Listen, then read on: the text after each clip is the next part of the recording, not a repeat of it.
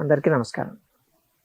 మిత్రులారా, ఈ మడమ నొప్పి ఈ ప్రాబ్లము చాలామంది సఫర్ అవుతూ ఉంటారు. దీంతో దానికి చాలా కారణాలు ఉంటాయి. ఒకటి, బరువు పెరగడం. అధిక బరువు ఉన్నప్పుడు ఏమవుతుందంటే టోటల్ వెయిట్ అంతా దాని మీద పడుతుంది. చాలా వరకు ఒక 60 to 70% కేసుల్లో ఓవర్ వెయిటే ఉంటుంది. ఎందుకంటే ఆ నడిచేటప్పుడు ఏమవుతుందంటే వెయిట్ వల్ల అది రబ్బై ఫ్రిక్షన్కి ఏమవుతుందంటే అక్కడ నొప్పి స్టార్ట్ అయిపోతుంది. అక్కడ మనకు ప్లాంటార్ ఫేషియా అని చెప్పి ఒక మజిల్ ఉంటుంది. కింద ఆ బోన్, మడమ దగ్గర ఉండేటువంటి బోను కాల్కేనియం ఏదైతే ఉంటుందో, అంటే మన బాడీలో కొన్ని బోన్స్ ఉంటాయి, పెద్ద బోన్స్, ఒక 20 బోన్స్, అదొక బోన్ అనమాట. దానికి అది చూడడానికి చిన్నగానే ఉంటుంది వెనక, పాదం వెనకాల. కానీ దానికి ఆల్మోస్ట్ అలా ఒక 100 కండరాలు ఎత్తుకొని ఉంటాయి దానికి. అది మనం దగ్గర నుంచి స్టార్ట్ అయ్యి మన పాదం ఉంటుంది కదా, కింద వంపు ఉంటుంది చూసారా, ఆర్చ్ అంటారు, ఫుట్ ఆర్చ్ అంటారు, అక్కడి దాకా వెళ్ళి ఉంటుంది. అది ఆల్మోస్ట్ అలా ఒక 30 బోన్స్ దానికి కోఆర్డినేట్ చేస్తూ ఉంటాయి.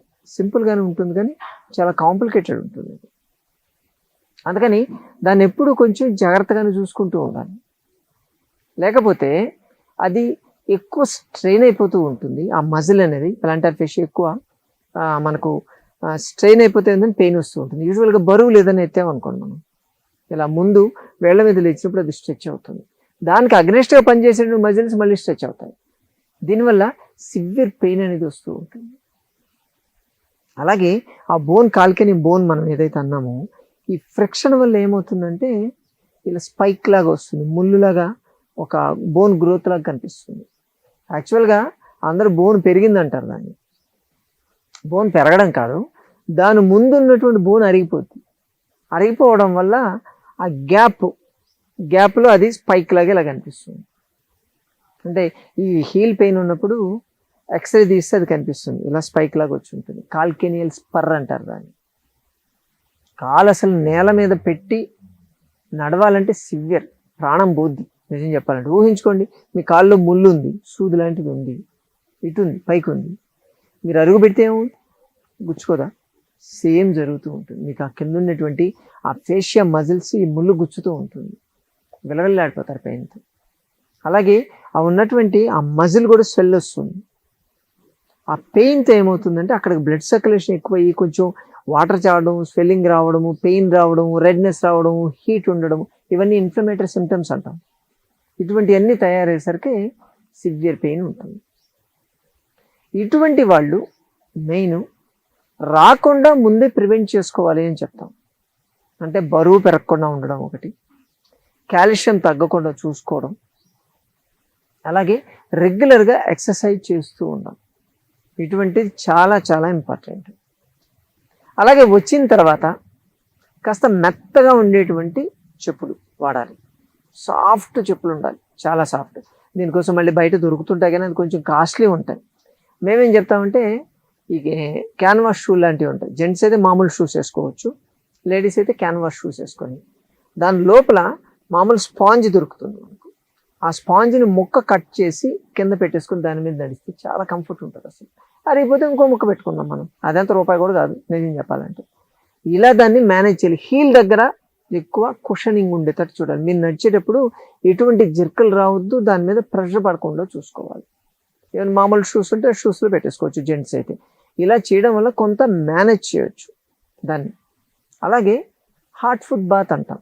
అంటే వేడి నీళ్ళు, ఒక బకెట్లో వేడి నీళ్ళు తీసుకొని దాంట్లో ఎప్సమ్ సాల్ట్ లాంటిది వేసేసి మీ పాదాలు దాంట్లో పెట్టాలి. దాంట్లో పెడితే ఎప్సమ్ సాల్ట్ మెగ్నీషియం ఎక్కువ ఉంటుంది.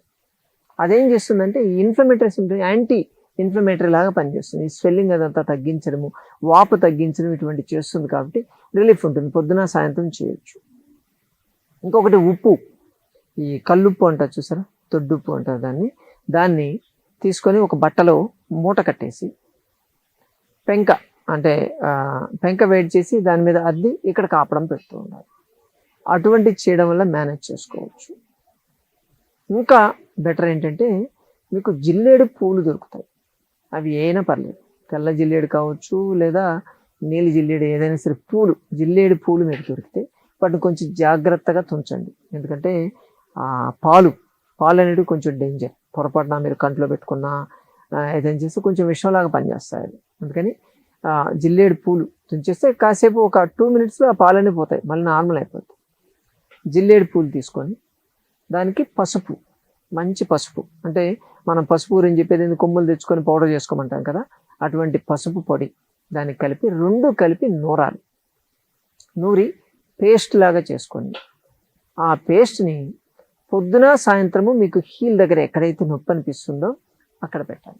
అక్కడ పెట్టేసి కాలు కొంచెం పైకి ఎలివేట్ చేసి పెట్టండి. కింద ఏదైనా దిండు లాంటిది పెట్టి పైకి ఎత్తులో కొంచెం ఒక 1/2 feet ఎత్తులో కానీ 1 feet ఎత్తులో కానీ మీరు కానీ పెట్టేసి ఆరిపోయిన దాకా వెయిట్ చేసి ఆరిన తర్వాత వేడి నీళ్ళతో కడగండి.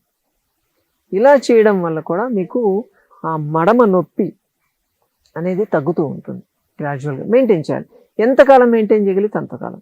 యాక్చువల్గా వెయిట్ ఉన్న వాళ్ళు బరువు తగ్గిపోతే సర్జరీకి వెళ్ళాల్సిన అవసరం పడదు.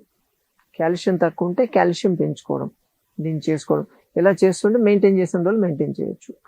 అలా మెయింటైన్ చేయడం ఇంకా చాలా కష్టం అయిపోతుంది. అన్ని ప్రయత్నాలు ఫెయిల్ అయ్యాయంటే అప్పుడు సర్జరీ గురించి ఆలోచించుకోవాలి.